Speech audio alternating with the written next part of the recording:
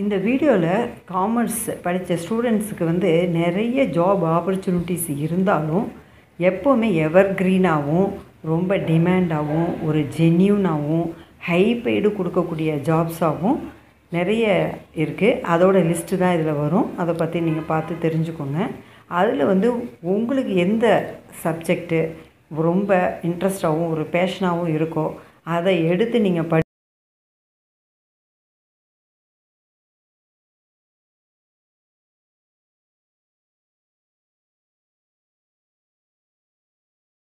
Content அப்படின்னு சொல்கிறோம். இதுலேயே நிறைய ஸ்பெஷலைசேஷன்லாம் இருக்கும்.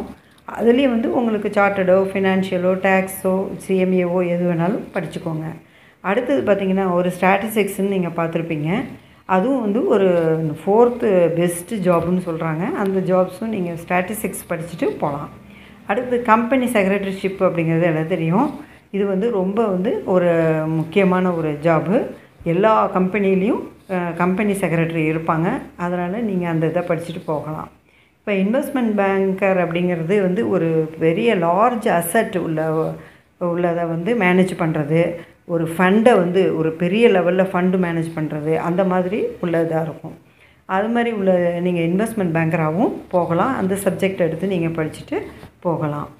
இப்போ வந்து ஒரு பேங்க் மேனேஜராக போகணும் அப்படின்னு சொன்னால் என்ன டிகிரி படித்தாலும் போகலாம். இருந்தாலும் வந்து ஒரு பிகாம் பேங்கிங் அண்ட் ஃபைனான்ஸ் படிச்சிருந்தீங்கன்னா ஈஸியாக என்ட்ரு ஆகிறதுக்கு உங்களுக்கு எல்லாமே ஈஸியாக இருக்கிறதுக்கு வாய்ப்பு இருக்குது.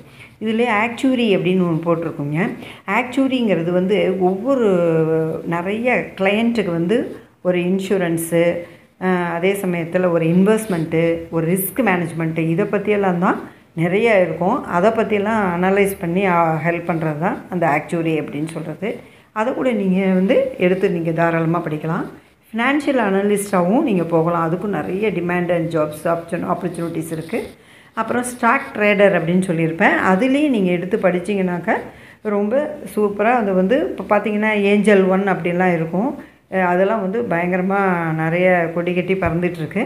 அதில் கூட நீங்கள் டேலண்ட்டாக இருந்தீங்கன்னா நல்ல ஒரு ப்ரொஃபஷனாகவும் இதில் எல்லாமே ஒரு ஜாப் ஆப்பர்ச்சுனிட்டிஸ் இருக்குது. அதே சமயத்தில் ஒரு செல்ஃப் எம்ப்ளாய்மெண்ட்டும் இருக்குது.